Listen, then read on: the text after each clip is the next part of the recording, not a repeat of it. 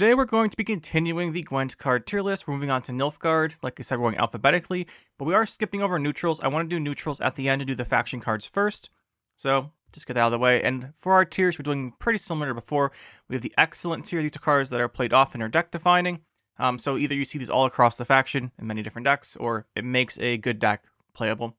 And we have good. These are cards that are played. You put these in your decks, but they do well, but they don't like define the deck for you. You're not searching for these bronze cards in the game most of the time, but usually you're happy to have them in your hand. Okay cards are playable, but like I said here, they're usually suboptimal. For bronzes, these are like the cards you would put like a one of in your deck. You've got like a 4 or 5 version slot left. Maybe consider these cards. They'd be like considerations for your deck, but usually you don't end up picking them, or maybe like pick 1 or 2. Maybe just like 1. Niche cards are ones that are rarely seen to have their moments. I'm going to also add here, these are also key cards in like less viable decks. So, for example, I think the great example we'll get into, there'll be one in this video for sure, but these are like key cards for a deck that the deck might not necessarily be good. Then we have weak cards. These are not played, but they could be with a buff potentially. So these are cards you don't see often at all. You might see it every now and then, but usually like the value in the card is not too high or its conditions too specific, something like that. But these are generally cards you don't really want to be playing. We have bad cards. So for this one, we're not going to say multiple buffs. This is a carryover from the gold tier list. We'll say it needs buffs. Just because if you multiple buff any bronze, it's probably enough that it would be good. Then we have meme tier. These are unplayable cards. Never use these unless you're trying to have some fun with them. Now let's get into the tier list here. Let's just start off with the cards. This time we're going to go in through the, the Gwent Online library for the cards. Go alphabetically this way. That way I can show you all the cards related stuff. So we'll start off with the Alba Armored Cavalry here. Now 5 for 5's decent stat line. It's got a lock. The 1 armor is rarely useful, but it's decent if you're hitting with Slave Driver or something, which we'll get to in a little bit. But it's deploy lock an enemy unit. That is quite good. Just having a lock is good. 5 for 5 is a good stat line for a lock card. It's a cheaper rate than if you're going to play Directory of Vol, so it's usually better if you can play this. So this card is very good. It's not played in every Nilfgaard deck, and it has some drawbacks, but it's really good with Renfrey and stuff because the Tourist Meteor Shower rounds up. It's good with Soldier copying because you can make more of these if you need them for more locks. It's just a really good card. The only thing holding it back is something we'll get to a little bit later. Next up, if we're going alphabetically still, we have the Alba Pikeman. So he's flanking, 4 power, 5 provisions. Flanking obviously gives you more value if it's on the edge of the row. And it has given enemy unit bleeding. It has up to 3 charges. The charges are really good if you're playing status Nilfgaard. It gives you extra bleeding charges in that deck. I think the deck's more defined by Thirsty Dame than this card, but it's still a good card. And you can play it in soldiers outside of these status decks, for example, but usually it doesn't quite make the cut because there's a good amount of bronze soldiers you want to run. Next up, we have the Alba Spearman instead of pikes. So deploy 2 damage to an enemy by the number, or 2 enemy units by the number of statuses on targets adjacent to him. Now, Spearman's a card I've played. Spearman has a very high ceiling. The ceiling is usually too conditional, is the problem with it. Because of that, I want to put it in weaker niche. I don't think it quite makes it to niche. Just because you don't see it. I think it's a weak card. I think it needs a little something to make it a little bit better. The issue with it is just doesn't quite have the value it really needs most of the time. Like you can get super high ceilings with it, just most of the time it's not going to happen. And for me, that makes it not worth considering, and no one really plays this. Next up, we have Alchemist. Take a look at him. So Alchemist has 5 power, 4 provisions. Deploy range, swap the power of 2 allied units. Now, this doesn't actually generate any points for you unless the cards you're swapping do something, and pretty much the only thing that works for is Living Armor. Because when you swap Living Armor's power, you give something the 10 power, and then Living Armor keeps its power because its armor remains the same. Because of that, this is the deck-defining card for the Alchemy armor swapping. However, that's not like a real reason. It's like a bad deck, so it's going to go in niche. It's key to that deck, but the deck's not very good. So we're going to put this down here. Next up, we have Amnesty. So Amnesty is a tactic. Being a tactic by itself, it's just really helpful because you have Yonkel Weight. You want to play these a lot in the Yonkel Weight decks. So it seizes enemy unit with 3 less power. Conspiracy boost by 2. Devotion trigger Conspiracy. So Conspiracy is if it's spying. You almost never do this. You pretty much what you always do is play Devotion, because tactics, well, not all the tactics, a lot of the tactics are Nilfgaard specific. So you play Devotion in these tactic decks. The exception to that is when you play like a Shoop version, and then you trigger the Conspiracy. So as far as Amnesty goes, I'm going to have to say this. Let's get out of the way right now, the Yonkel Wait rant. So Yonkel Wait's a gold card that appears more often. It goes up in its ranking in your deck, like how far down it is, based on the number of tactics in your deck. So the more tactics you play, the more likely you are to get it. The fact that Yonkel Wait exists and stacks your deck so you get every gold card in the game means every tactic in Nilfgaard is better by his existence. And every tactic becomes playable because Yonkel Wait can stack it to the bottom of your deck, and then you will just not draw it. Because of that, I'm going to have to consider the Yonkel Wait when I rate these cards. Just keep that in mind because it does exist and that's how it's played. So as far as Amnesty, it's okay. Usually it's a suboptimal choice for your tactics because you want to play the control tactics most of the time, and it's not the best one, but you can play it if things are popular like Madoc, 3 power cards that you want to seize. It's alright. Most of these scary cards that you want to seize though are above 3 power, but you can still seize engines. It doesn't lock the engines, it's okay. Just usually you want to pick other tactics for your Yonkel Wait deck. Basically you want to pick all the 4 provision ones so you see more provisions out of your deck when you draw the expensive cards. Alright, that's out of the way. Hopefully won't repeat that too much. Next up, we're going to go see Angry Mob. So Angry Mob is a card. It is a card. So it's 3 power, 4 provisions. It's a human. Deploy damage to enemy unit by 2. That's not good value. And Conspiracy boost by 2. So theoretically, if you hit a spying enemy, it will boost itself by 2 and do 2 damage for 7 value. There is unconditional 7 value in the game. You can play stuff like, well, not unconditional. There's somewhat conditional 7 value. There's things like, I know, Conqueror. In neutral, you can get like up to 8 or even 9 if you're a little crazy with the Oxford Scholar. This just doesn't have the value. And the fact is Conspiracy. This card is terrible. This is really bad. Now, it could be buffed to reasonable stat line, but it's just bad. It absolutely needs to be buffed to have any seat of any play at all. Now, moving on to the next group of the soldiers. These are the Feainn. If I'm pronouncing them right, let's do the heavy cavalry first here. So he's a human soldier, 4 for 4. He's got flanking. So at the end of your turn for flanking, all the flanks give you armor if they're ranged. So I pulled this up. You can guys see it on the side here if you need it for newer players. And when it has 5 armor and moves itself to the melee row, so you put it ranged, it gets armor, and then moves itself to the melee row. And once in the melee row, while it has armor, when the opponent plays a guy, it damages the opponent's guy by your armor, then locks itself. So what you do is you put Crystal Skull in this. It cannot be locked. And then it does 2 damage to every card your opponent plays. So you always want to draw this round 1. You can play this in soldiers too if you want our second copy because you give out a decent amount of armor. But you see this in a lot of decks just because Crystal Skull exists, and you can put it on this in round 1. So for that, we're going to give it good. I don't want to put it in excellent just because I don't like putting this thing in excellent. It's mostly just play because of the Crystal Skull combo synergy. But you can play outside of that. I don't think it defines any decks. It's just like a card you put 1 of in like a Shoop deck, for example, and hope you draw it. Or you play 2 and just hope you see 1 with the Crystal Skull. Next up, that was Heavy Cavalry. Let's do Light. So Feainn Light Cavalry, 3 power, 5 provisions, got the 1 armor. Flanking. Barricade. At the end of your turn, damage the last unit your opponent played by 1. So this is potentially very good and potentially not very good. So if the opponent doesn't play a unit, or if you kill their last unit and they don't play anymore, it stops doing damage. But let's be real here, it's because it has potential to 2 damage per turn. If you put 2 of them next to each other on the front row, well, then every unit your opponent plays at the end of their turn takes 4, so they don't get a chance to use the unit. It's just very strong, very, very strong engine. This is like the key card for the soldier decks, so it's going to go in excellent. Sees tons of play in soldier decks, put it in Renfrey, all kinds of stuff. Next up, we have the Feainn Tortoise, 7 power, 4 provision, 2. Like I was saying, this is a much better conditional point slam. And when the armor is removed, boost the enemy unit by 3. This is not that bad of a downside. Your opponent has to put 2 damage into this. They get 1 point. That makes this essentially play for 6, which is not ideal, but they had to put damage into this. And boosting the opponent's tallest unit, that's the unit you're usually most likely to remove. So usually the points aren't that big a deal. Sometimes it even puts things into range.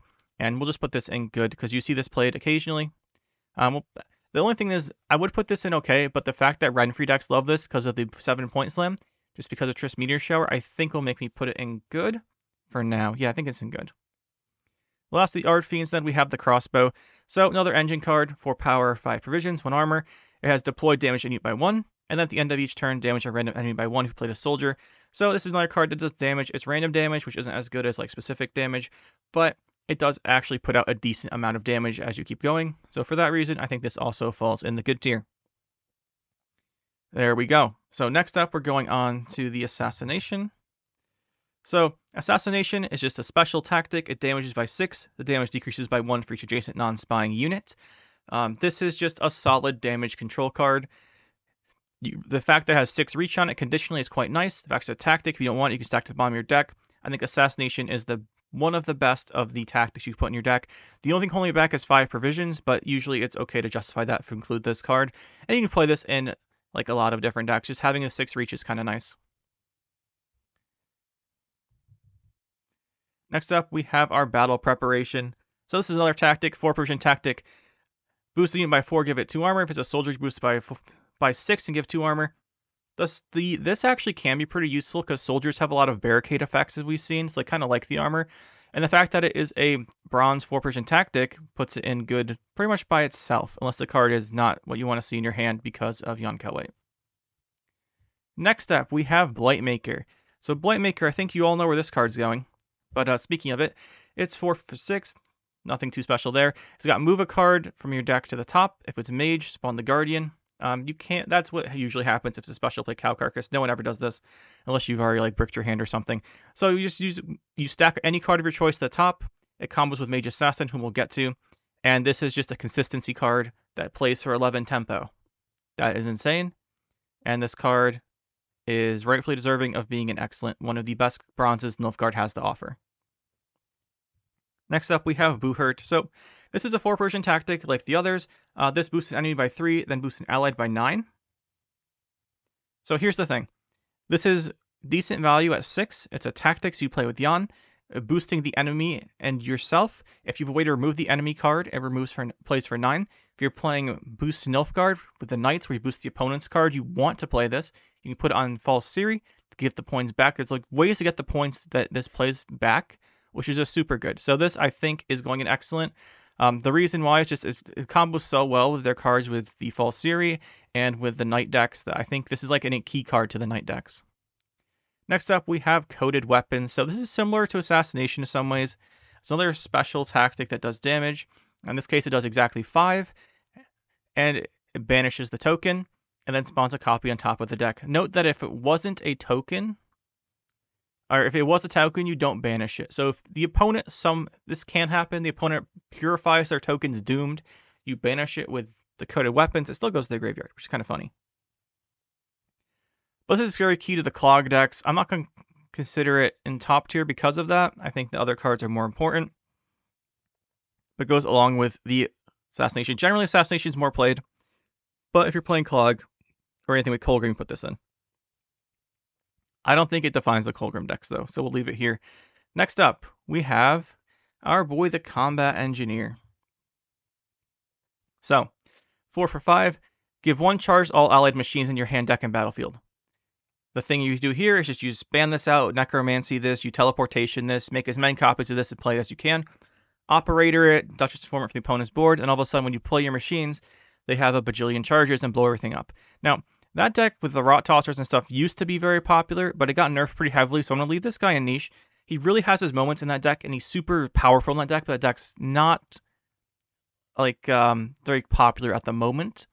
So I'm going to leave him down here. I could see an argument for excellent when that deck's popular, but at the moment it seems to not be the strongest thing you could be doing. Next up, we have Contaminator. Contaminator is contaminating this tier list. I'm sorry for that joke. So it's a 5 for 5, banish enemy unit with 3 or less power. If it wasn't a token, spawn on the bottom of the opponent's deck. So it's another way to clog your opponent's bottom of their deck. 5 at banish 3. It's okay if you can use that for removal, but the fact you can't combo with like ping damage and stuff, you'd have to ping earlier, then hit it, or like use some of the other cards we're going to get to that do damage. 3 power has gotten less impactful over time, and spawning a guy in the bottom of your opponent's deck, the value is just not there. This card's not good enough for 5 provisions. If it was at 4, maybe, but right now, this card sees no play and it's going in the bad tier. Next up, we have Courier.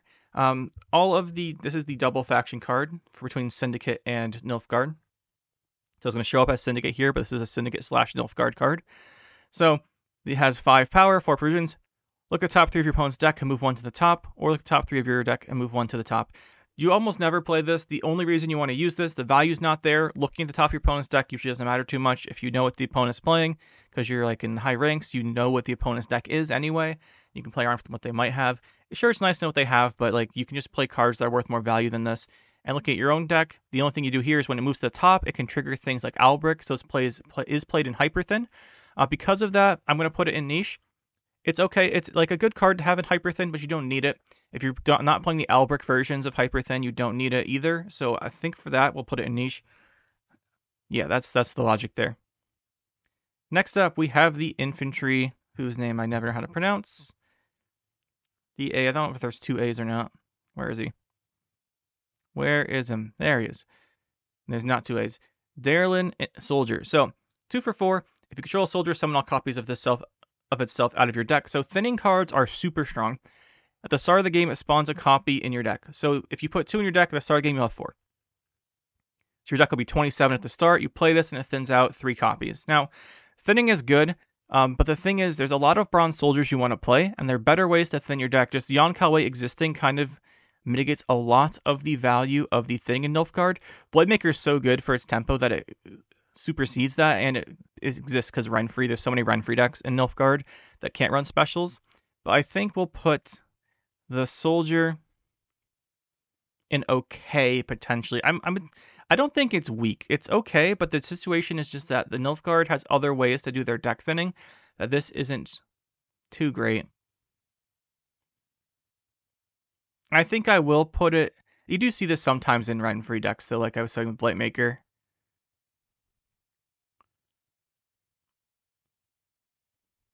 I'm going to put it in weak, I think. I'm between okay and weak, but it's going to go in weak for now. I just don't quite think it really sees that much play. Next up, we have our Arbalister. Deithwen Arbalest. So 4 for 4. Whenever enemy unit gains a status during your turn, damage it by 1.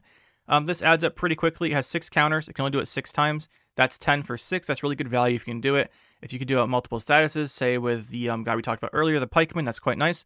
So I think this is a pretty okay card. Usually you just play in status Nilfgaard, and usually there's other options you want to play in status Nilfgaard, but it's definitely consideration for status Nilfgaard, and it has some good value to it.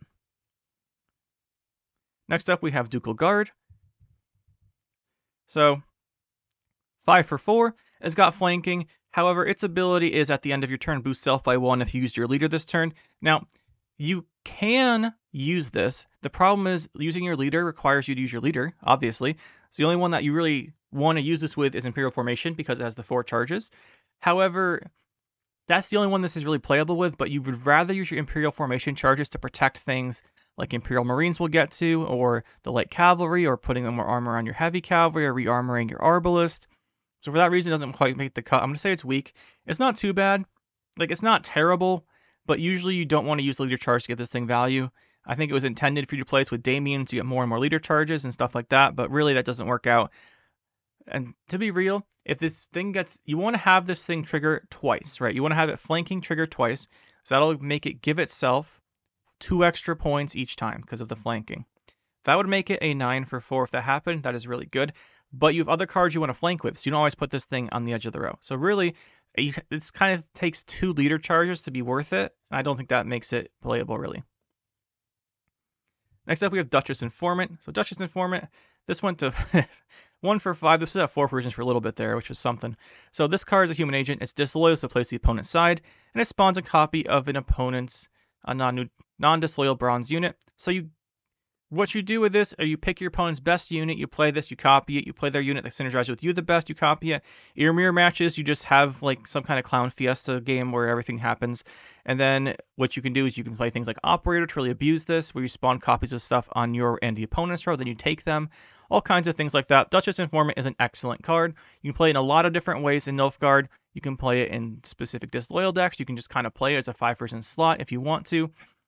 You can play it with the decks that play Assimilate because you're playing copies from the opponent's cards, which they didn't start in your deck. If you make a copy with this, it's just really good. I think it's on the lower end of the excellent tier, but I think I would put it above these cards. Speaking of disloyal cards, we're going up with Emissary now. So Emissary here, disloyal, has 1 power, and it boosts one of your cards by 7. So overall, it plays for 6, and then Yeah, it plays for 6 overall, gives your opponent disloyal unit. Now, I think Emissary here is pretty simple for a card. Usually, I think he's okay. I think there's better cards for disloyal things if you want to play them, and the boosting isn't usually too useful because you can just use Imperial Formation Leader instead, and you'd rather proactive boost where you can protect your engines, but it's not the worst thing ever.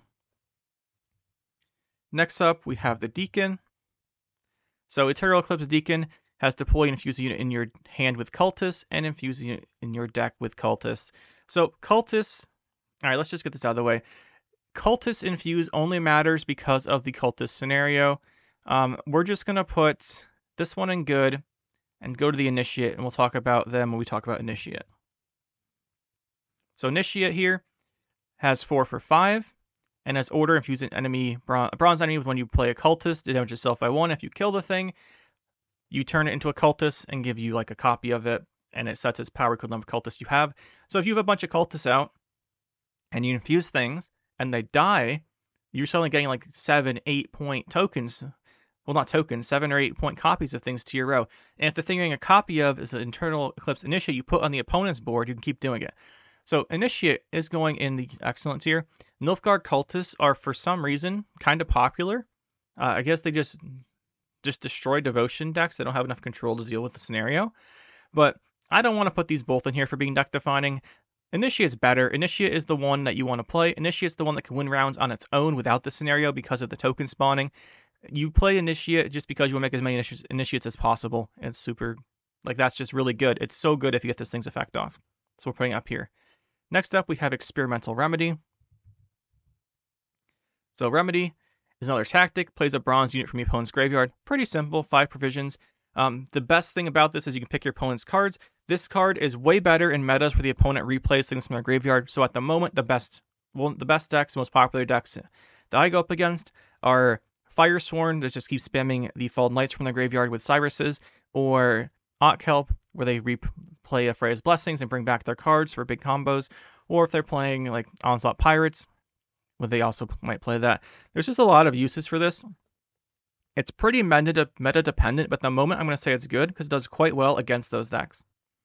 Next up, we have our guy whose name is the Fangs of the Empire. So 4 for 4, he's deploy poison.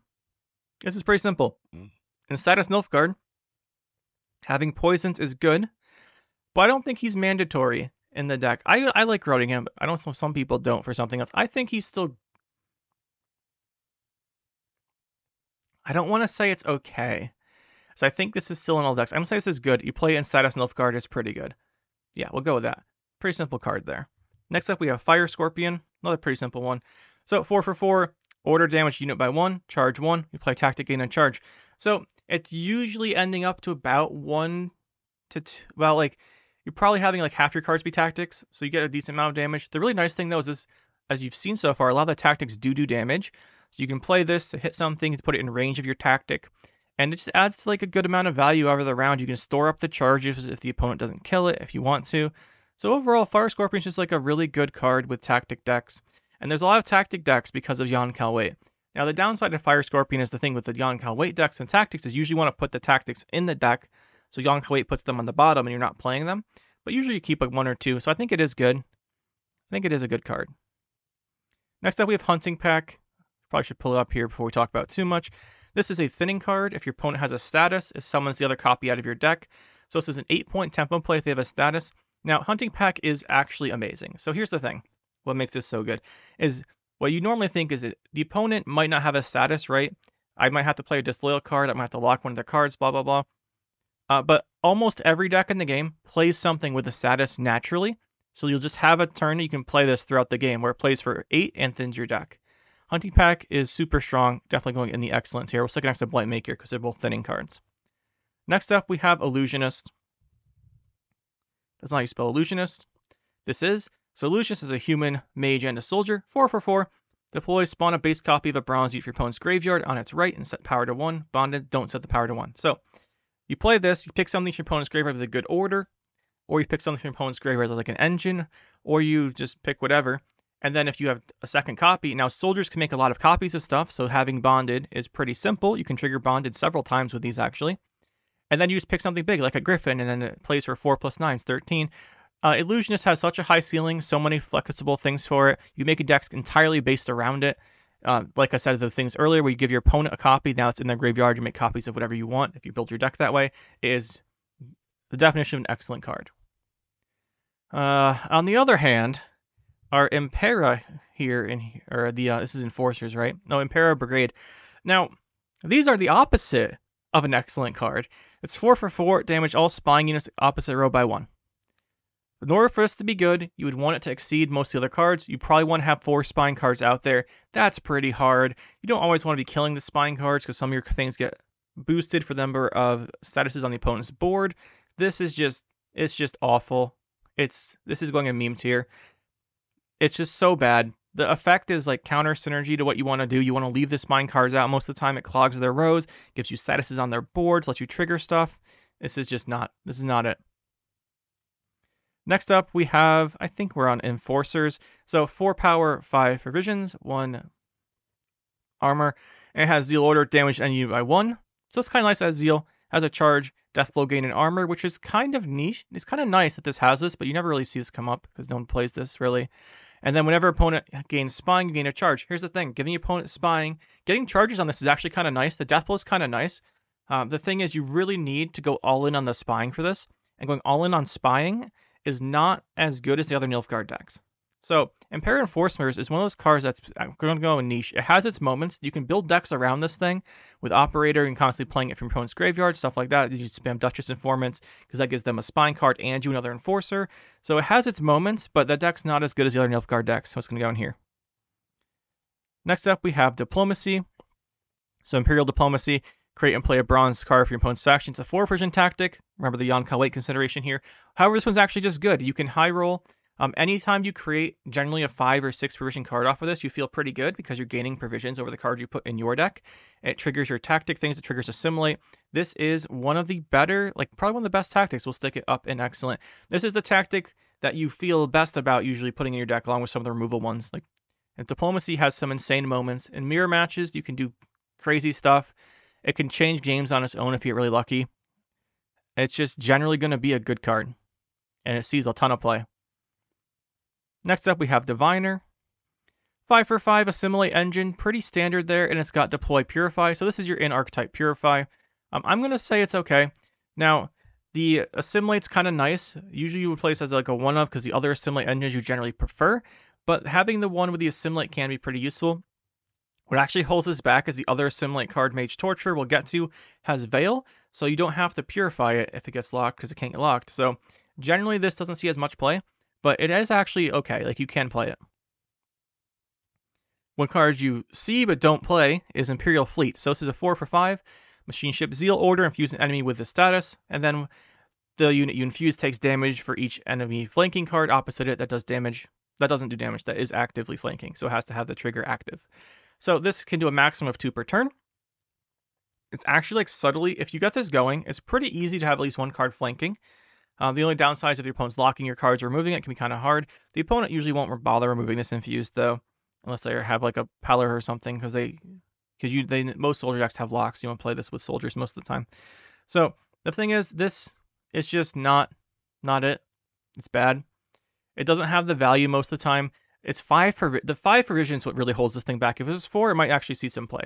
But at 5, why would we play this for a potential 2-turn engine when I can play Pikeman, or I can play Crossbowman, or I can play Cavalry? These all potentially do 2, and it's more consistent, and the opponent doesn't, and they still go off if the opponent removes one of my locked cards. But speaking of this, we now will move on to the other flanking one, Imperial Marine, the 2 you get off of Bakala, which will be saved for the gold card tier list. So this is 3 power, 5 provisions, flanking. Choose a card in your deck. At the end of your turn, move it up a spot in your deck. So you click the card in your deck. That specific card moves up. If you have duplicates of the card, it's whichever one of the duplicates you picked. So generally, if you're playing more than one of these, you want to pick a card that is unique, so you don't mix up and pick that. Say you're running 2 fleets, and you click one fleet with one marine, click the other fleet with the other marine. It's kind of hard to tell. You can't really tell which one's which. So you pick a card you only have 1 of for this. That's why sometimes it might not work. I know some people have asked me about that.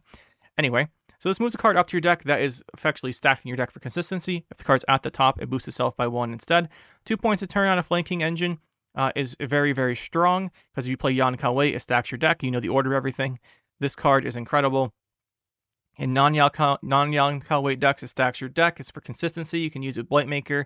You can use it to stack Renfrees. It's super, super strong. Next up, we have our Practitioner.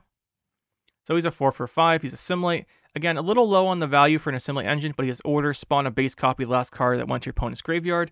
So what you do with this, we'll go through this one pretty quickly, is you put a card in your opponent's graveyard of your choice with the card Vilgefortz Renegade.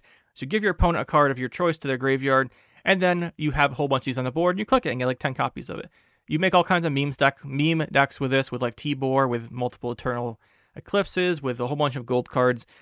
Because of that, it's niche. The deck's not great, but it's kind of funny. Next up, we have one of the, this thing is called Infiltrator, one of the worst aged cards in the game. So Infiltrator actually used to be playable. This is a 4/4 that shuffles itself into the opponent's deck at the end of the round. It's melee locked, that's not great. Shuffling to the opponent's deck only matters if the opponent draws it and has to waste either a redraw or to keep it in their hand. And we'll just throw this thing right down the bottom of this tier list forever now. It's a meme card. There's no value on this. And here's the thing, you can't even really buff this, because the ideal situation for this is what usually happens, the opponent draws it and they shuffle it back into their deck and they waste a redraw. The ideal case is they draw this less and have to keep it. If you buff this card to more points, they get a better card that's stuck in their hand. It just really, this card is terrible. That's all there is to it. The only time you see this is if someone makes it off of Diplomacy, because I think it's funny. And it's not as good as the other cards that clogging your opponent's deck. Even Contaminator is better. Speaking of messing with the opponent's deck, though, our next card is Kingslayer. So Kingslayer here's 3 for 6. That is a terrible stat line, but it has reveal the top card of your opponent's deck and banish it. There's a non-zero chance when you play Kingslayer, you instantly win the game. There's a non-zero chance. Your opponent's playing an Otkel-based deck. Oh, look, that was their Otkel. It's gone. They're playing a scenario-based deck. Well, there's your scenario. It's gone. If you hit anything with this that is gold, it is usually very good. The downside is you usually don't hit any of those cards, and it usually plays for 3, and the only point of this is to play it in Mill. Mill is a bad, terrible deck, but this card is very key to it, so it will go in niche because you have to play it in that deck. And sometimes, whenever you play something that can generate this, whenever you see this off of something like Diplomacy, or off of Rune Mage or one of the Rune Stones, because you didn't have to pay the 6 provisions to put it in your deck, it's almost always worth playing just because you get a chance at winning the game instantly. And that is so annoying, but this is what it is. Next up, we have Knight Challenger. This is one of the Grace cards, the Knights for Nilfgaard. This guy is 5 for 4. He's got Deploy, gain Vitality, equal boost enemy hit it has. So the opponent is a big boosted card. You play this, it gains a bunch of Vitality, and when it gets to 8, it boosts all units by 1. When I first saw this reveal, I thought it said only your units, which would have been actually kind of cool. But it's all units, so this card is kind of not great. Boosting all the units. Nilfgaard doesn't really swarm that much. Sure, you can make a couple copies of a couple things with the Blightmakers, but usually you're not like a swarm-based deck like Arrakis Swarm or Fire Sworn, so it usually doesn't work out too well. The boosting everything usually doesn't play for that much on balance, and then the Vitality is like whatever, it's okay. This card's kind of weak. The thing is, it's like, yeah, it's just kind of weak. That's all there is to it. Mage Assassin is going to the top of this tier list, but we'll pull it up so you guys can read what it does if you need to know. I'm pretty sure everyone's seen this by now. 1 for 4. Has deploy damage any unit by 2. You never deploy this unless you feel really terrible because you bricked your hand. When you move to the top of your deck, moved to top of the deck during your turn, summon itself to an allied row and damage enemy unit by 2. It thins itself out of your deck if you move it to the top. I mean, there's plenty of ways to do that. Blightmaker being the ideal one. However, you can also play this without Blightmaker in Tactical Decision decks, because the Tactical Decision Leader Charge will put this on top of the deck without you needing to use the Blightmaker. So you keep it in your hand, Tactical Decision put on top, comes out of the deck, does the 2 damage. This is an incredible card. We'll put next to Blightmaker, where it is almost always played. It thins your deck by itself. It gives you a 6 tempo play on these. It's so good. The other one here is we have Mage, not Assassin, Infiltrator? Yeah, Infiltrator. So Mage Infiltrator is also 1 for 4. It's disloyal. So you play it to the opponent's row, and it damages the adjacent things by 3. And if it kills one, it moves back to your row. So you put it on their board, does 6 damage. If it doesn't kill anything, it's playing for 5 and putting out 1 disloyal card. That's okay. It's not ideal. You want to be killing something. Because if you do kill something, it comes back to your board, plays for 7, and you killed something. If there's something that's really popular with 3 power, say you're playing against Tatterwing decks or Arrakis Swarm, they're playing the Kikimor Warrior one, they want to destroy something, it's 3 power, you can place next to it, zap them both. It's all right. I think overall that kind of describes the card. It's all right. It's a consideration for your spying cards, but usually you'd pick Duchess Informant. Then we have Mage Torturer. 5 for 5, Assimilate Engine, pretty good there, reasonable. It's got Veil, can't be locked, that's a nice bonus. Any engine that has Veil, you feel really good about. Then it's Deploy, give enemies spying. So it's pretty simple here, right? It's an engine that's protected from being locked and gives an opponent spying, which lets you combo with other cards that rely on spying. I think Mage Torturer is one of those cards we're actually just going to put... I think Mage Torturer is sneakily an excellent card. Like, it's sneakily one of the best cards you play in all these Assimilate tactic decks, because you play it, you put spying on stuff. Now, putting spying on opponents' units is kind of iffy. Like, you can't always do it. This lets you pick the one, and then you combo so well with it because you target it to make more copies. With Coup, you do all kinds of stuff. You set up your Arda for stuff. It just is so much setup. It triggers the engines. It can't lock it. It's just really nice overall. Next up, we're going to go in with our... what's his name? Magne Division, that's what it is. All right, here he is, that Magne Division. So 2 for 5. Play a tactic from your hand, then draw a card. So it thins your deck by 1 because you're playing a card and drawing a card. It's playing a tactic from your hand with additional tempo, which is kind of nice because most of the tactics don't play for a ton of tempo. It's giving 2 points to the play. It's playing 2 cards in 1 turn, which is really great for things like Ivo decks that want to play a whole bunch of cards in 1 turn. And because of those Ivo decks and because this thins, I think we'll put it in excellent. Well, it's going to be down here on the bottom of excellent. I'm not really ranking these within the tiers, by the way. I'm just mentioning it if I think it's at the bottomish end. So Magne Division, it's great in Ivo Assimilate. Ivo Assimilate is a pretty good deck, although I think this patch got a couple nerfs, so it's not as popular, but it's still pretty good. But yeah, this card is like key to that deck, and if you're not in that deck, it is a playable card you can use. It's not bad. Yeah, I think it's pretty good. It might just be in good, to be honest, but I value thinning so much. I think I'm putting it up here. Next up, we have the Mangonel. So this is a really fun card. So Mangonel, 4 for 4. It's got Zeal Order, damage enemy unit by 1. For each spying next to it, do additional damage. So you target a unit between 2 spying cards and it hits for 3. It has 2 charges, so that does 10. That's obviously really good value in the fact that it's control. If it's only next to 1 enemy unit, you can do 4 damage to it. 4 damage on a bronze, that's 4, is really, really good. Obviously, this sounds insane. Problem with Mangonel has 2 problems. 1, it's kind of hard to get out the amount of spying you want where you want it, because it takes a couple turns to do it. Usually you have to put out a turn to put the spying out, or put your disloyal card out. You have to wait a turn and play this. The other downside is it's not a 4 provision tactic, so it doesn't fit in the Yonkel weight decks. And that is most of the Nilfgaard decks. So... unfortunately, we're going to put it in niche. It's not going down to weak because this thing has its moments, especially where it's Combat Engineer. In the Combat Engineer decks, you give this thing extra charges. You can play it with like 7 charges. You're like, okay, now I can just do 7 damage if I want to. If I have spyings out everywhere, I can do like 21. So it has some insane ceilings, but these guys, you have to make a deck around them. That deck's not popular right now. Sounds good. Next up, we have our dude, the Master of Disguise. So 4 for 4, at the end of your turn, there's a locked enemy unit, boosts self by 1. Simple engine. Locking an enemy unit in Nilfgaard is pretty easy, so you can do this pretty consistently, but they're usually better engines and soldiers and stuff. I'm going to put this guy in okay. I've seen people play it. It's alright if you're playing a bunch of locks in your deck and you want to give him a boost. It's not bad, but usually there's better choices. Next up, we have our Master of Puppets. Master of Puppets is a 4 for 6 provision card. It has order, seize a bronze enemy, then move itself to the opposite row. So you're essentially swapping the Master of Puppets with the enemy bronze. Now, it's the opposite row of the Master of Puppets. So if the opponent's row is blocked by tokens, say you play Master of Puppets melee, their melee row is full, and you target a ranged card that they have, you just take it for free. So, that's really good. Yeah. But of course, the opposite also applies. If your row is full, and you click the opponent's card, you don't get the card, and then you give them the Master of Puppets. So, a little careful with it. The thing is, this thing has insane ceiling against tall bronzes. If you take like a 10 power bronze, you're getting plus 10. The opponent's getting minus 10 plus 4. You're getting minus 4, right? So you're swapping you're getting like a 12-point differential there. But what you do with this is you boost the opponent's bronze units up pretty tall, and then once they're like a 20-point bronze unit, you take this. If they have like an engine in their deck, like Flutter or something we talked about earlier in the other tier list, and it's really tall, you just swap it with this, and it's insane. You make copies of this with Artorias Vigo, and then you have a 1 power guy to swap. It's super strong, incredibly powerful effect, but the effect isn't always good. It's like a meta choice. You really need to have Zeal on this thing or it's going to die, so you need like a Petrie's Filter. Makes you play around it. It's going to go in niche. At 6 provisions, I think it falls into the niche tier. Yeah, that makes sense to me. Next up, we have another questionable card, the Menagerie Keeper. So 3 for 4. So that deploy damage enemy by 2. If you have a tactic, give it 2 bleeding. Here's the thing. This is a 7 for 4 conditional, where 2 damage and 2 is bleeding.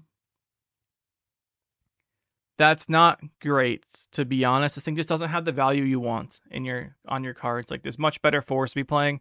This thing's pretty bad, unfortunately. Like, there's not really a justification for you to want to play this pretty much ever. Yeah, not really. It might be weak. I think if you put this to 4 power, maybe people think about it. But I'm just on the bad tier with this one.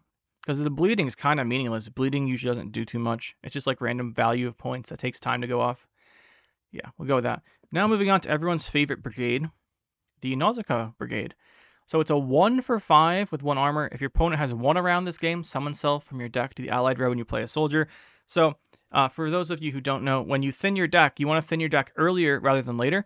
Thinning your deck round 2. This has to be at least round 2 because you can't have lost a round prior to the start of the game unless you're playing something really special. So this has to be round 2 or round 3 thin. If you thin this in round 2, thinning in round 2 is like only half as good as thinning at round 1, probability-wise, for drawing like specific cards. It's not nearly as good. What you do with this is you play in Cultists because you can use both these with Cultists. Cultists, you often lose round 1 because you're setting up your scenario. And then when you play your next dude, that's a soldier, you sound both of these out, and all of a sudden you have 3 engines with Cultists infused on them because you infused this with the Deacon from before. Now, I'm going to say this thing is okay because it's played in that deck. I don't want to say it's a niche because that deck's actually like reasonably popular and not too bad if your opponent doesn't have a heat wave. But you can also play this in other soldier decks. I've seen people do it, like Renfrey in particular, where you might want the extra thinning. And get the extra bodies out. I'm not a big fan, but I have seen it. I'm just thinking, okay, it's just kind of held up here and carried by the fact that you play it in the Cultist decks. You know what's not carried, though, is Nauzicaa Sergeant. This card gets changed every balance council that there's ever been, and I'm willing to bet a lot that it'll be changed in pretty much every future balance council till the end of time. So this is a 3 for 6 that's deployed. If your opponent's won around this game, you spawn and play Battle Preparation.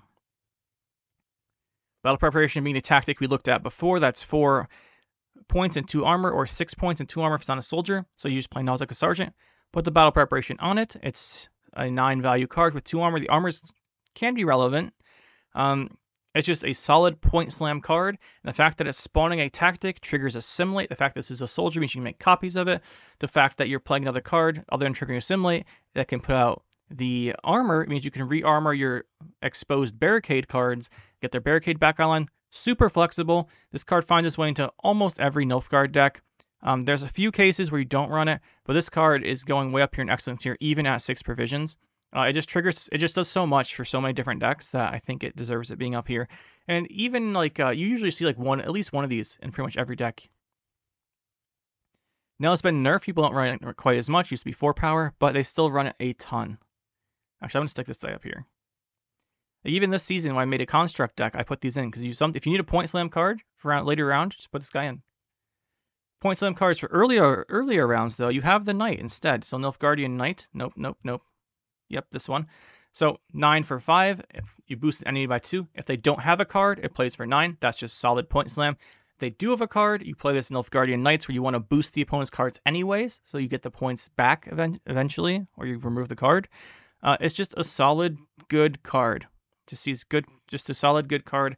It combos really well with the Renfrey deck, so this base power is super high, so Triss Meteor Shower pays off the high base power. It's just a good card. Next up, we have Obsidian Mirror, another 4 provision tactic. So this just gets played because of Yonkel weight sometimes. It is a 4 provision tactic, spawns a 1 power copy of 3 bronze units on the opposite row.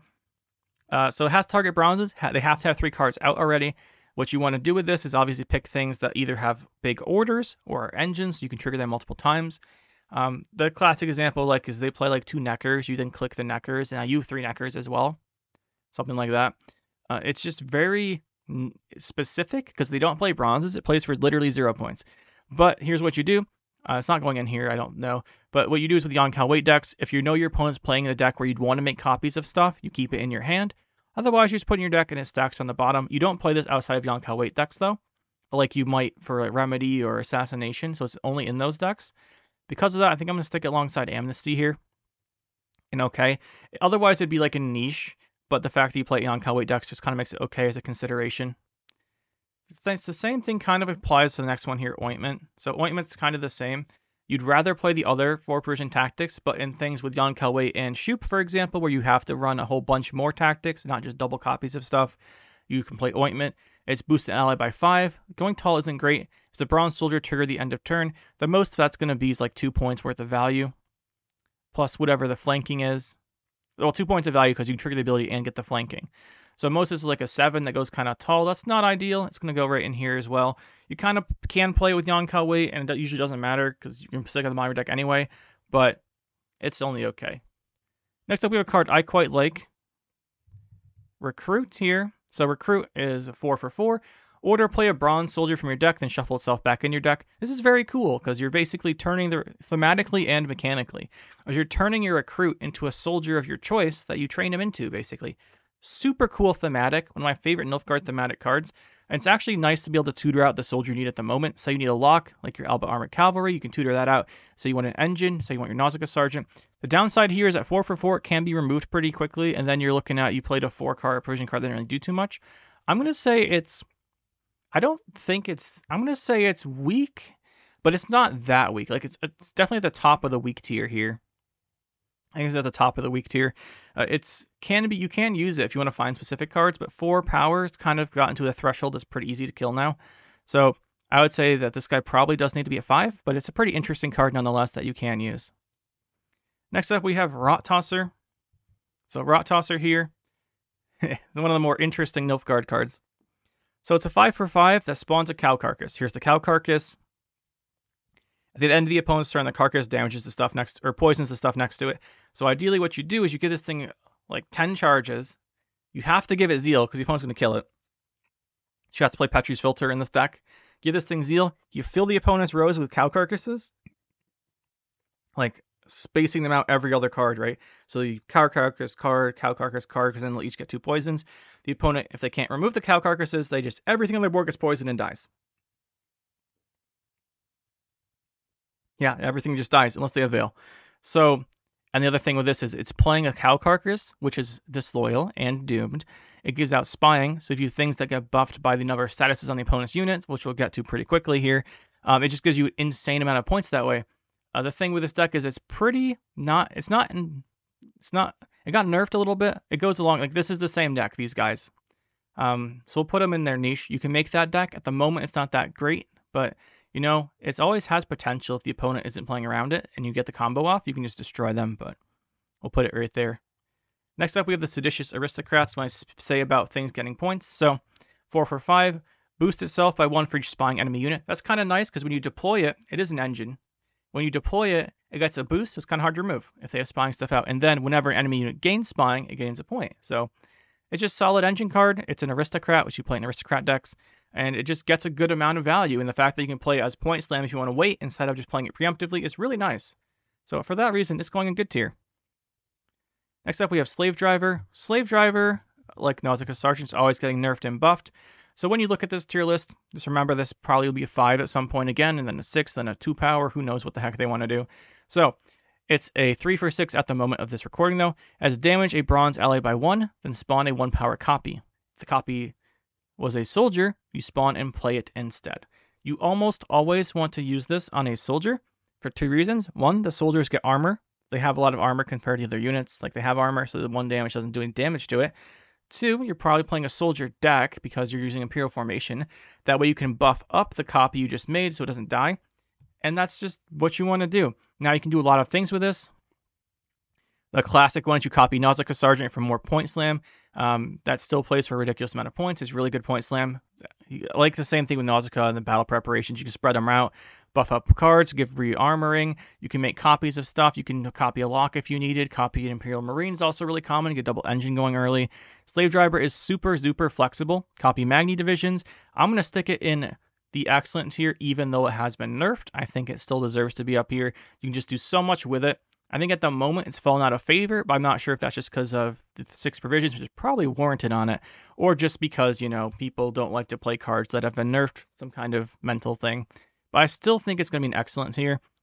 Yeah, and this should probably go up there. It's not at the heights it used to be, but I think it probably deserves to be here. What's next? This guy. Slave Hunter. 4/4, damage enemy unit by 1, increases damage for each adjacent soldier. If the target is left at 1 power, spawn a 1 power lock copy to the right of this self. All right, so here's the thing. This card, I'm going to leave this here for a second while I talk about it, is awful. 4/4, it can do up to 3 damage. Here's the thing. With 3 damage, you need to have the soldiers adjacent to it. There's other ways to do 3 damage. You have the tactics for 4 damage. And if you don't have the soldiers next to it, it's just underperforming on the damage. If you leave the target at 1 power, you get a locked copy. So here's the thing. If you're getting a copy of something, you usually want to be able to use its ability or because the copy is high power, right? If you're getting a copy of something. Now, you lock it, so you can't use the ability, and it starts at the 1 power, so you can't get a lot of points off of it. And if you're hitting an opponent's card, the card can't die. Like, you have to leave it alive. It's supposed to be like a value thing, I think, or you make copies for another card we'll get to, the Slave Infantry. But I mean, it's just not, it's not it. It's not it. Slave Infantry, though, on the other hand, is pretty okay. So it's a 5/4, and it transforms an allied unit to Slave Infantry. So what you do is when you see like a weak token, say your Mage Assassin came out of your deck, you click it, play this, click it, all of a sudden this thing played for 9 points. That's pretty good. So it's kind of niche. Most of the time you're going to be playing cards that are worth more points or have, say, like an engine or something you don't want to transform, but the opponent might damage your cards. There's a lot of uses for Slave Infantry. I don't think it's played that commonly, but it's definitely an okay card. You can definitely consider playing this one. Speaking of considered playing, we have Spotter. This one's going to be a tough one for me to decide on. So 3 for 6. Look at the top 3 units in your opponent's deck and choose one to get armor equal to it. That usually means this will be out of all bronze removal range pretty easily. And then it has lose the armor. Look at the top units of your deck and you pick a soldier. You can pick a non-soldier and gain vitality, but you always pick a soldier. Then boost self by its base power. Well, not base power, its power.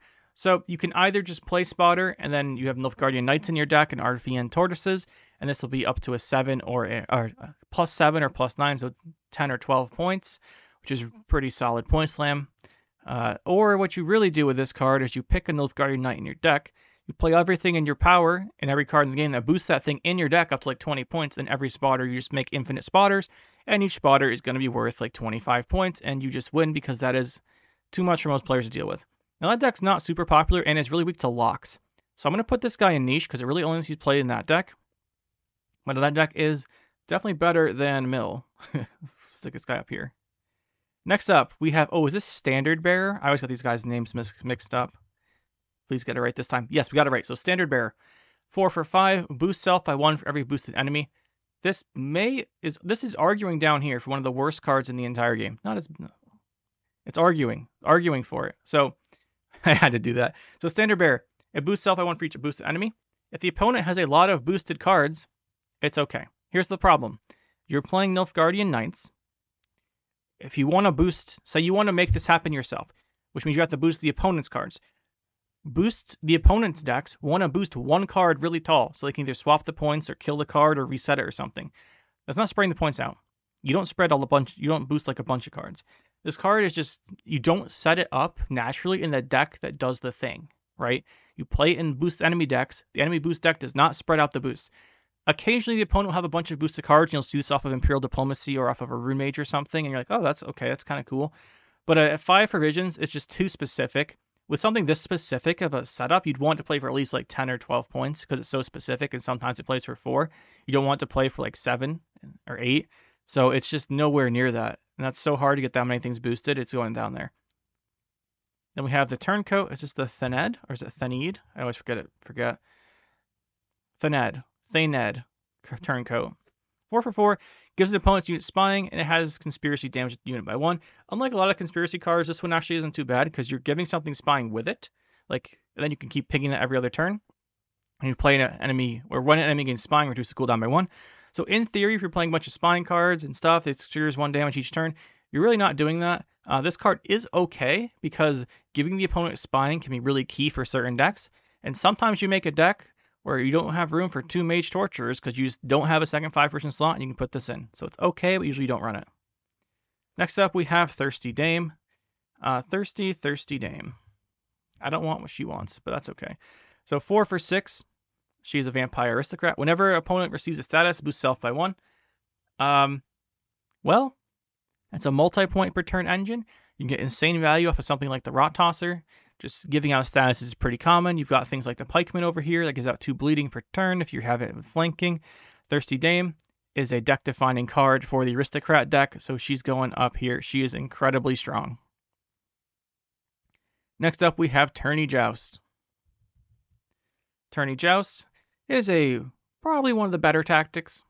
I wouldn't say it might be the best one. We'll see. I like Diplomacy a little bit better, but it's like pretty up there. So it's got 4 provisions, special tactic, remove an enemy shield, deal 4 damage, or give a unit shield and boost by 4. This is such a good control card for 2 reasons. 1, it removes the shield prior to damage. The only other way to really do that is play Giga Scorpion Decoction because that's random, like 1 damage 6 times. So just being able to remove shields is so good in certain matchups. It gets around things that like don't want to get hit by damage. And the second part that's amazing is you can target your own cards, and then you don't have to use it on the opponent's cards. So what happens a lot of times is you have a ton of control cards, the opponent's not playing units, your cards are dead. If the opponent's not playing units with Tourney Joust, you can still put it on your own cards, which is really nice. And the fact that it gives a shield, sometimes giving that shield, like you're playing an Erendite deck, and you just shield your last card, their Erendite's bricked, and it's just bricked. It does nothing. So this is a very, very flexible and very good card. So it's definitely going up here in the excellent tier. What is not a good card is Toussaintois Knight-Errant. It's 3 for 4. Damage any unit by 2. If it has 6 power, damage by 4 instead. So let's just do the quick speech here. Damage is good if damage kills a unit, or the damage is good. It's good if it kills a unit thus preventing the opponent from getting points, or it's good if the damage has enough value that you're playing for the expected or above the expected amount on a card in general. So here we go. 2 damage, if it kills something, is good. However, there are far better ways to get 2 damage. We saw a bunch of tactics already. If the target has 6 power, do 4 damage instead. That's trying to be value it's trying to be a good control card from value. 7 for 4 is okay. Hitting something at 6 or more that won't kill it. This card is just, it doesn't do what you want it to do. Like you'd either want to kill something, you want it to be really good value. The good value isn't enough, and the removal isn't enough. This thing is really bad. However, if you buffed it like 3 times, maybe it'd be okay. So it's going down here. I want to be generous and say if you made this thing like 5 power, it might have a spot. But I just am not. I have tried this card a long time ago. It used to be okay. I just have no compassion for this card. I really wish this card was viable because I do kind of like the art. It's got a pretty nice premium artwork. I really like this one. But I mean, is it as bad as these? Yeah, kind of. I'll put it up here. It's on the edge for me. I think it does deserve to be in here though. Next up, we have Toxicologist. This is a really interesting one. So 4 for 4. Infuse an opponent's unit with whenever a card enters or leaves the deck, damage self by 1. Then if it wasn't a token, spawn a base copy of the bottom of your opponent's deck. So this does 2 things. It gives the opponent a card in their deck for bottom clogging for Colgrim decks, which is really good if you're playing those decks. And it's giving you effectively an engine effect on the opponent's card that triggers right away. So it gives the fuse first, and then it spawns the token, which means they'll take 1 damage right away. This is really good. This is like a key card to the Colgrim decks. Like if you're playing a Colgrim deck, you play this. And Colgrim decks are alright. I don't think they're popular at the moment because Tall Punish is really popular. But you can just play this in like a Shoop deck or something, or any deck where you just have a 4-person slot left.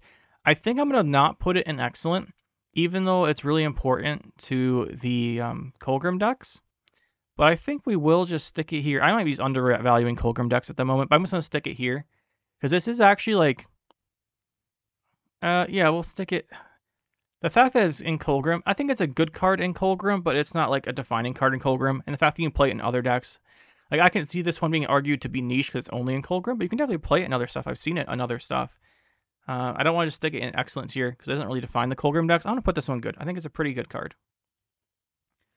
The other one that's a good card is our Hunter, the Van Morlham Hunter. So 3 for 4 with 1 armor. It's got deploy, give an enemy unit bleeding if you're in melee, or lock a unit. If you're in melee, the 5 for 4 value line is not great, but does give out a status.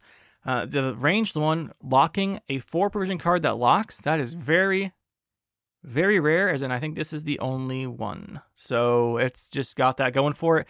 It triggers stuff. It goes in the aristocrat decks. I'm going to stick it by Alba Armor Cavalry, and we'll revisit these two at the end. I think, let's put it this way, if either Alba Armor Cavalry or the Van Morlham Hunter didn't exist, the other one would go to excellent tier. Because if you didn't have this one, tons of decks would just play the Armored Cavalry to have a lock. If this didn't exist, they would all be playing this one. So I think these two being, ironically enough, I think these two existing keeps each other from being in the excellent tier. But they're still so good. Next up, we have the Servant. So Van Morham's Servant here is 3 for 4. Copy all statuses except infused from enemy to another enemy. And then you boost itself by number copied. What you do is you usually just copy either a lock or a poison for another target. If this thing read 4 for 4, give lock or poison, it would be insane. Poison less so because we things the Empire. But it boosts itself a number of statuses. So the target has several statuses on it. You can make this play for like 7 while copying all the statuses. It's really good. It's really good in Status Aristocrat. So I'm going to put it by the Seditious Aristocrat here. Next up we have, this guy. I always forget this one's name. Venendal Elite. This is the one I got mixed up with Standard Bearer. And then whenever I remember one of them's names, I forget the other ones. So it's 5 for 5. It's got boost self by 1 for each tactic in your hand. Like I said, the problem with this is the problem with a lot of tactic stuff is you want your tactics to be in your deck so you can sort them down to the bottom with Yonkel weight, which means you don't want to keep a bunch of them in your hand, which means it usually doesn't play for too much. However, I don't think it's hopeless. I think if this was maybe a 4-version card, maybe we'd see it, but at the moment, it's not very good. Next up, we have a very interesting one as well, Vicovaro Novice. So 4 for 4 range, draw a card, move a card from your hand to top of deck. It's the same line as Courier. It goes in the hyper thin decks. Because you can either draw an Albrick and put it back, but the thing that this has going for it over the Courier is if you draw a Mage Assassin, say I said earlier you don't want to play Mage Assassin from your hand because that's really bad. If you end up drawing it, you can draw a different card and then put it on top with this and it'll activate. So that's really nice. So it's really good in hyper thin decks because of that. It's okay in tactical advantage decks, although generally you want to just count on doing the tactical advantage on the 2 Mage Assassins and not count on having a backup plan. But in hyper thin specifically with Albrick, this is super good, so it's going in niche. Next up we have the Viper Witchers, all 4 of them here, and that'll finish up our tier list. So I think the Adept is first. 4 for 4, at the end of your turn, boost self by 1 if your opponent has more cards in deck than you. Pretty straightforward effect, just a good engine effect. It's great in the Colgrim decks. You can play this outside of Colgrim in decks that thin a lot, and it's kind of fine. Like you can play this in Renfrey decks or things that have Mage Assassins and stuff, because you thin quite a bit. Tactical advantage decks, tactical decision decks is actually like a solid consideration, just as a 4% engine slot, because you will be thinning out Mage Assassins and usually have less cards. Next up, we have this card. So Viper Witcher Alchemist has deploy. Melee, reveal a random unit from the opponent's deck and boost self by its power. It's 2 for 5.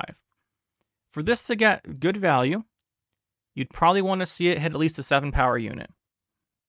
Kind of like the Nilfgaardian Knight stat line 9, right? The odds of hitting a 7 power unit are pretty darn low because the opponent's deck is mostly bronze cards, and most bronze cards don't have low power, or don't have high power. Sometimes, sure, you'll hit a King Trum and just laugh. But that's never going to happen because you're never going to make this unless you're having a RNG Fiesta of Gorthur Gaved. This card is terrible, and it is meme, and it is awful. Next up, on the Viper Witchers, we have Mentor. Mentor is not that bad. It's 1 for 6. It sets its power equal to the highest provision cost, the top card of the opponent's deck. So the opponent's top card is high provision cost because you put it there, you scouted it out. Usually because you put it there, then this isn't too bad. But really what you want to do is have the Adrenaline effect where it's the highest provision costs in their deck. Usually the opponent will have like an 8 or 9 version card left in their deck. Sometimes there's a 14. You never know. Sometimes a 15. But usually this thing plays alright. Usually you put it in like a Colgrim deck or something where you want an additional card with the Adrenaline Finisher. It's not the best thing ever, but if you're playing Gorth or Gaved or something that spawns the Witchers, sometimes it's alright. So I'm going to put this thing in OK. I don't think this goes in niche or anything. I think this card's alright. It has a pretty reasonable ceiling and a pretty reasonable expected value. Because I think the lowest it can ever play for is 0 or 1 if your opponent has a token on top. But the only way that would happen is if you put the token there, and that would be your fault. So most times it's at least a 5. I'd say on average, you're probably getting like a 10 out of it, which is pretty reasonable. And the fact with the Adrenaline, you can usually guarantee it's going to be pretty big. So I like this one. Next up, the one that Viper Witcher himself, coming up last. So 4 for 5. Deploy giving unit bleeding 2, so it gives that a status as Adrenaline 6. That's a pretty high Adrenaline, so it's pretty easy to trigger. If the target was not a token, you put a copy on the top of the opponent's deck. So unlike the other Clog cards we've seen so far, this clogs the top of the opponent's deck, which means they will draw the thing you put there. If you play enough of these, the opponent will never draw any of the cards they actually put in their deck for the rest of the game. So you just combo this with things like Cynthia or other things that put stuff on the top of the opponent's deck, the Gorthor. All of a sudden, the opponent's starting hand is their only cards they're going to get from their deck. This is going to be the deck-defining, absolute deck-defining card of Colgrim Clog. The question is, do I think Colgrim Clog is worthy of being on this tier? I'm going to stick it up here. I haven't seen it much, though. I think we'll put it in niche. Yeah, I think we'll stick with niche. We'll go up here. Colgrim Clog is the best of these decks, though. It's either going in here because it's deck defining for that. I'm just putting it down here because I haven't seen a lot of Colgrim lately. But it is super strong in that. That is going to be our last card too. So let's take a look at the tier list. See if there's anything I want to change real quick here. What are we running with? Let's see. All this seems fine. I feel fine with all these up here. Nothing here stands out to me.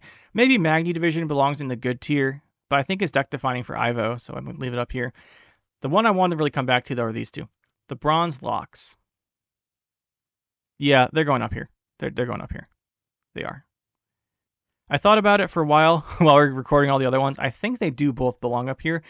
I don't think they actually hold each other back that much. I think you just pick one of them. These can kind of be combined almost into the same card, the lock. You just pick whichever one fits your deck better. If you're in Soldiers, you pick this one with Renfrey.